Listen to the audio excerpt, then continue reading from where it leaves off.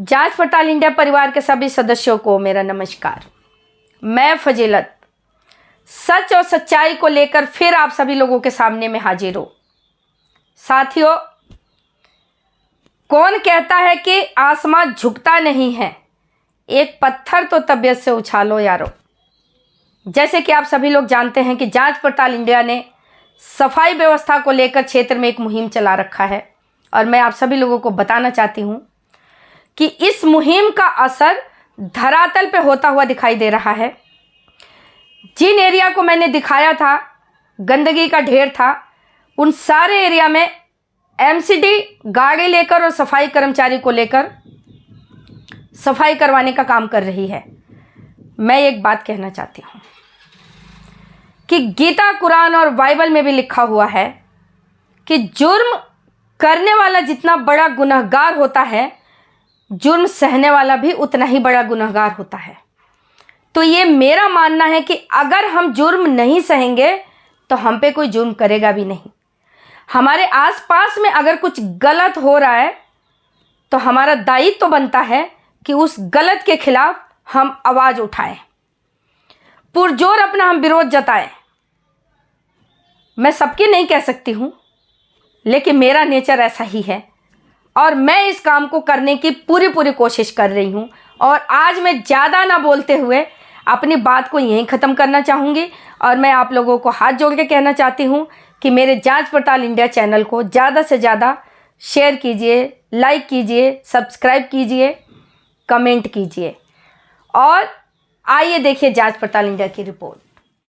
हाय साथियों, मैं आप लोगों को दिखाना चाहती हूँ कि जांच पड़ताल इंडिया ने जो सफाई व्यवस्था को लेकर मुहिम चलाया है उसका असर होता हुआ दिखाई दे रहा है।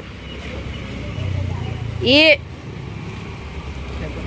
सफाई कर्मचारी हैं और ये भी कुछ होंगे, खड़े हैं ये लोग और यहाँ सड़कों से कूड़ा उठाने का काम चल रहा है एमसीडी द्वारा। ये एमसीडी की गाड़ी में कूड़ा लोड हो रहा है।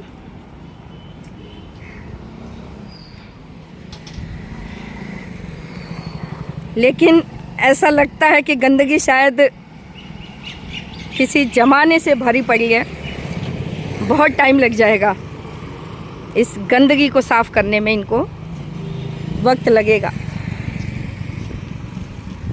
मैंने पहले भी कहा था अपने वीडियो में, नेता अच्छा काम करेंगे मैं वो भी दिखाने का काम करूंगी और जहाँ पे काम अगर सही से नहीं हो रहा है जांच पड़ताल इंडिया वो भी दिखाने का काम करेगा। ये देखिए, ये एमसीडी की गाड़ी अभी एक और खड़ी है कूड़े के लिए। ये कूड़ा लोड करना है यहाँ पे। ये देखिए, आप लोग कौन है? एमसीडी में आप किस पद पे हैं? एक मिनट पास आने दीजिए थोड़ा सा। आप कौन है? सुपरवाइज़र है एमसीडी में। मलबे का कुछ करवाएं, ये भी तो एमसीडी को ही पावर है।